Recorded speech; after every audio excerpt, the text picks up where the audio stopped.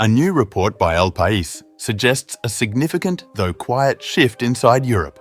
According to the newspaper, several European officials now privately acknowledge that Ukraine may ultimately have to relinquish its claims to Russian-held territories in order to secure a peace deal. This comes despite continued public statements from Western leaders insisting that only Kyiv can decide the future of its borders. Pais says this shift became visible during recent meetings between Ukrainian negotiator Rustem Umerov and envoys from France, Germany, Finland, Italy, and the UK. These consultations reportedly revealed deep differences within the European group.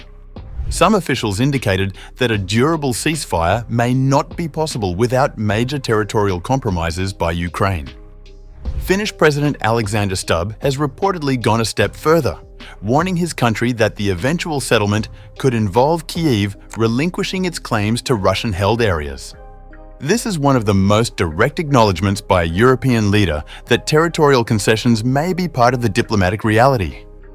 Across the Atlantic, the United States appears to share this concern. According to the report, US Secretary of State Marco Rubio has identified the territorial issue as the single biggest obstacle preventing progress in peace talks. Rubio is quoted as saying that Washington is trying to identify a solution to the impasse. But not everyone in Europe agrees with this line of thinking. Pais notes that Poland and the Baltic states strongly reject any compromise involving territorial losses, even temporary ones or those attached to a frozen conflict arrangement.